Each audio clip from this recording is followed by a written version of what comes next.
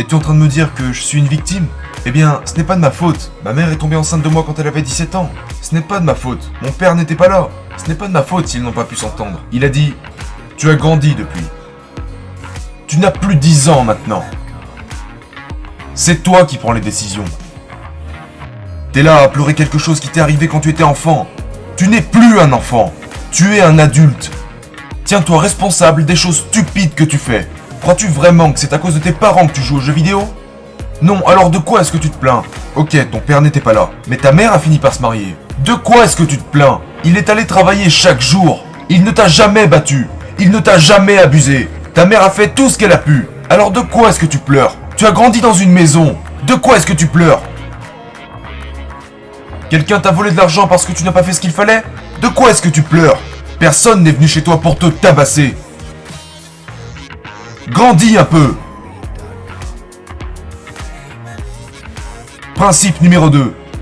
Grandis et arrête de te plaindre. Ta professeure ne t'appréciait pas? Pourquoi? Pourquoi elle ne t'aimait pas? Eh bien peut-être que tu parlais trop. Peut-être que tu étais irrespectueux. Pourquoi tu répètes qu'elle ne t'aimait pas? Va te regarder dans un miroir et prends tes responsabilités. Pourquoi est-ce qu'elle ne t'aimait pas exactement?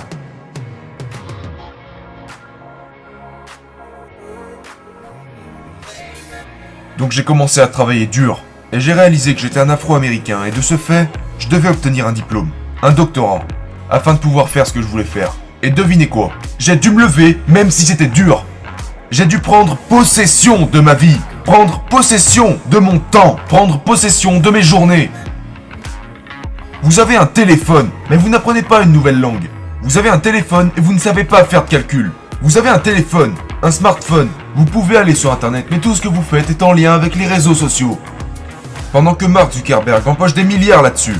Il est l'heure. Écoutez-moi, encore une chose et je vous laisse avec ça. Il est grand temps de prendre vos responsabilités.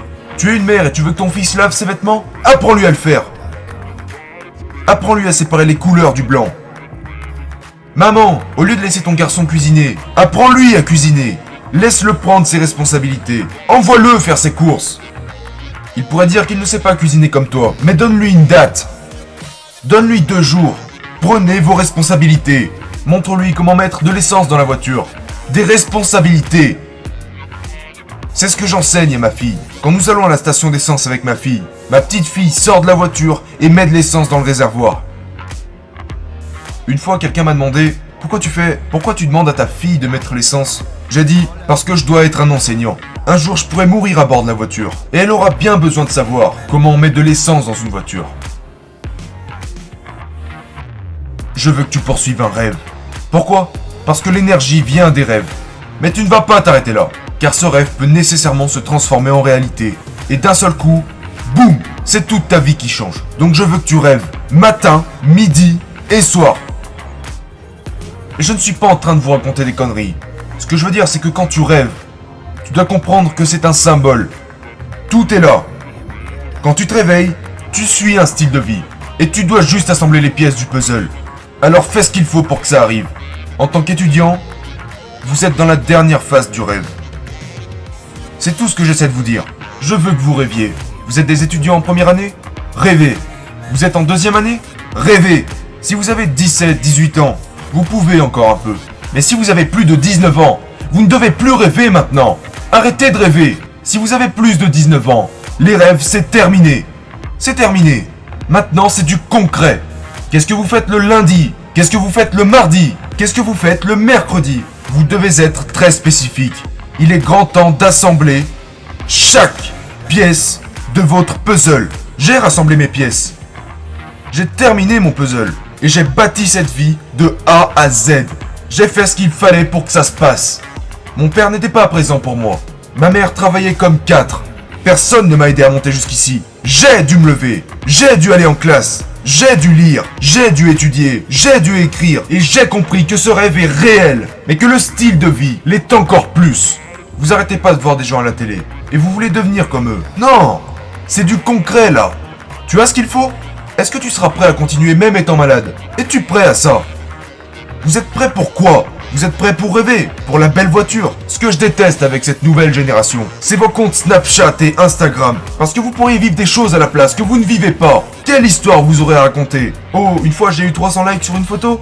Vous mentez à propos de qui vous êtes. Genre, vous faites croire que vous avez de l'argent alors qu'en réalité vous n'en avez pas. Vous pouvez simuler tout ça sur Instagram. Mais qu'en est-il de la réalité?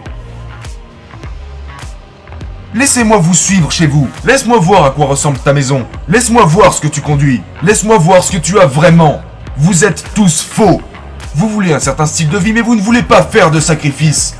Vous devez le gagner.